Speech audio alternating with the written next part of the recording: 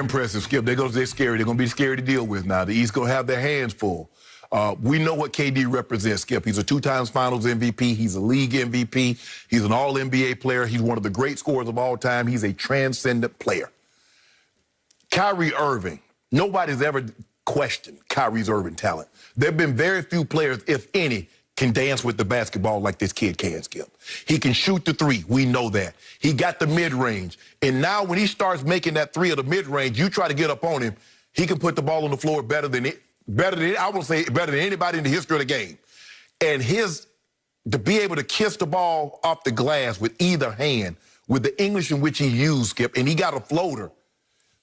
With that, and then you got DeAndre Jordan seemed to have turned back the hands of time, a rim protector. Then you go to the bench and you got Jared Allen, a rim protector. Now you throw KD in also that can block shots from the backside, rim protection. So you're good on the defensive end. And then you get Karis LeVert that can heat up and go get you 50. Dinwiddie can get you 50. Skip, if this says, you know what?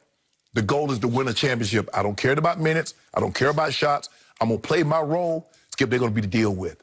I like what I saw. It seems like KD and Kyrie were not in each other's way.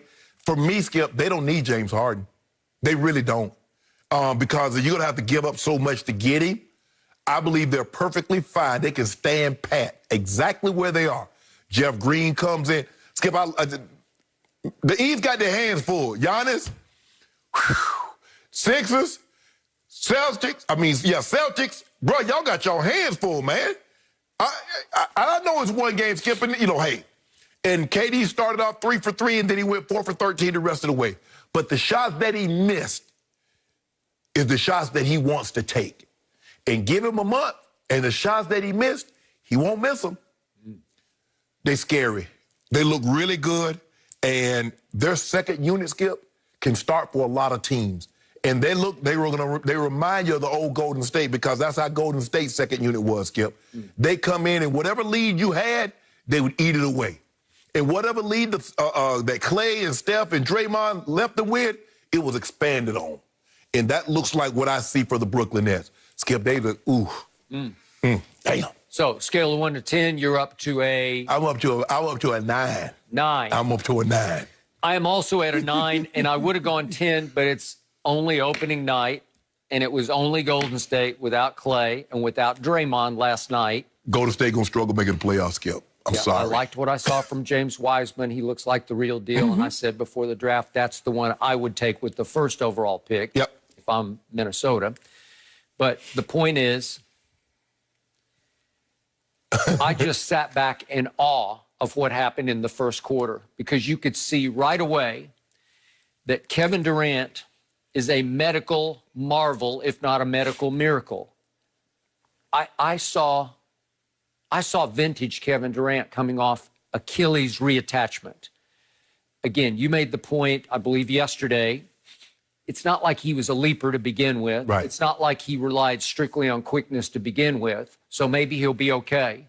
He was all the way okay. Yeah. I saw not a hint of any protection of that leg.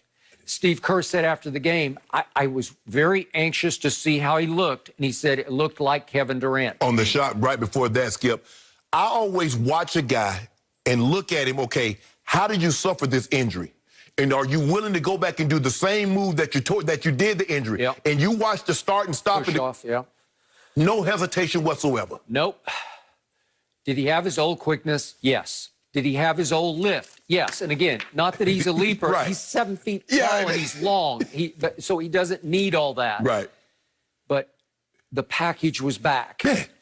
He looked like the best player on the planet to me. I've thought that all along. He was out of sight, out of mind. Here we go. Skip, I just want to do one segment where you and I agree on something. Where you don't just splurt out these conspiracy theories. It's not conspiracy. Yes, it is. A fact. It is not. It's eye test, dead solid fact.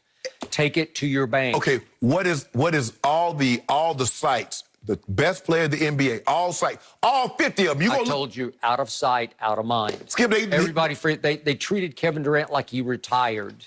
Skip, I kept saying, he's still there. Well, you tweeting... Nuclear weapon is still there in the silo. You're talking like LeBron has retired. Well, last night he looked semi. There you go. There you go. So then to your point about the blend between two besties, it was beautiful to watch. They seemed in complete, utter synchronicity with each other. There was none of that Durant, Westbrook, like, is it your turn or my turn? Oh, wait, I'm over here. There was no body language. There was no foul body language. There was no negativity. It just seemed to flow because Kevin's not a ball hog. Kevin can get his on lower shots. Right. And Kyrie had it going, and Kevin just blended right into the flow. And then the other thing that took my breath away was I worried with Steve Nash and Mike D'Antoni at the helm here. What were they not known for when they were in Phoenix, those two together? Defense. They just didn't. It was an They tried to outscore everybody. You got to get a shot. Just going to outscore. This team looked like it wants to play defense because this team was hungry on defense because it detonates its offense.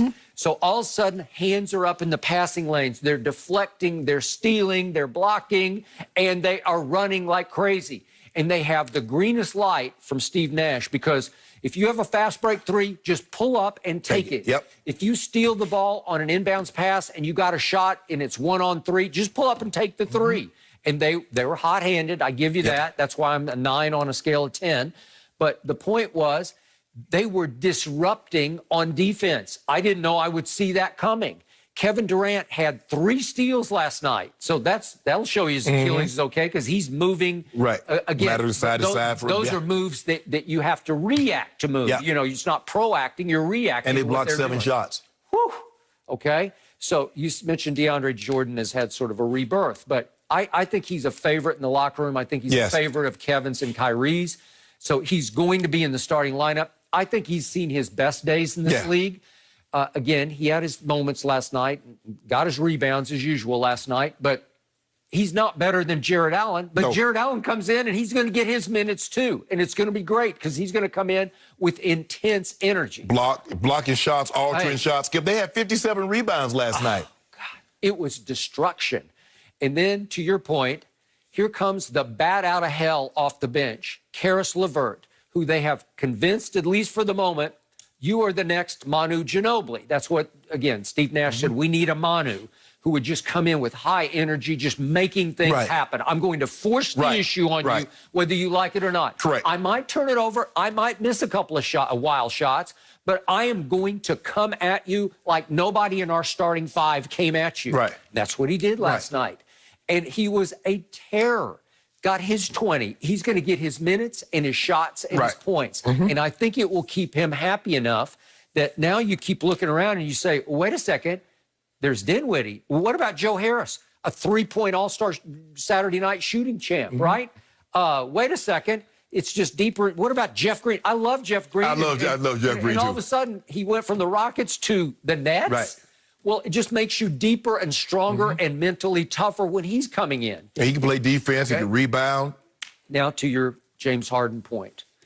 What I thought happened last night was that the Nets sent a message to everybody else in the Eastern Conference, you better go get James Harden or you're not going to have a shot, right? Because we don't need James Harden. I agree with you. Why would you disrupt this? Why would you tear the heart out of your team? Why would you send all of your depth, all of your best younger players to Houston and bring in James to something that looked like beautiful unity and chemistry last night? Because you're going to lose one of the big. Because I'm assuming that Houston's going to want Jared Allen, Dinwiddie, and Karis LeVert. Well, that's just for starting. I agree. You'd have to start there, and they may want something else. And they'll probably go walk a couple of first round. Skip, and the Nets should be scoring because remember what they gave up to get KG and Paul Pierce? Yep. They gave up and they doomed them for a decade. Okay. So if I'm the new GM in Philadelphia, Daryl Morey, the old GM in Houston, now I'm sitting back saying, I just don't know if we can compete with that right here, right now. I got Doc Rivers,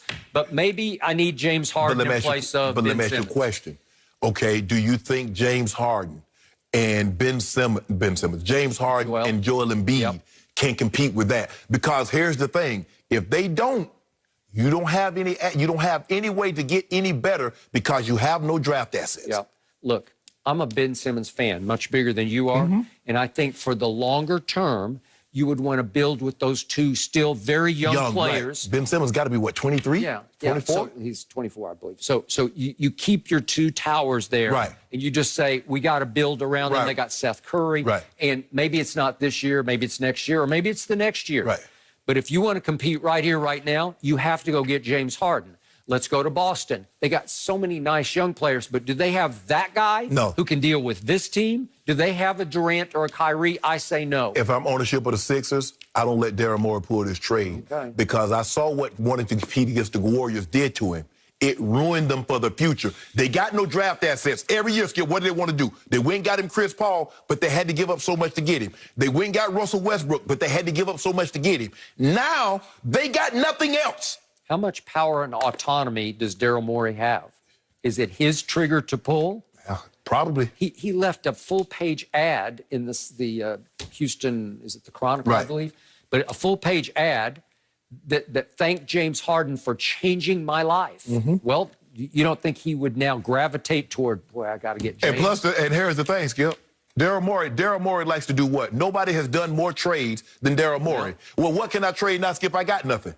Now he goes to a new place. He got fresh draft capital. Okay. And so if I'm the Sixers organization, I'm like, nah, bro, I'm not gonna let you do that. Okay. Who has the most draft capital? Danny Ainge. Yes. Right. Hey, Skip, first of all, they talk about they want James.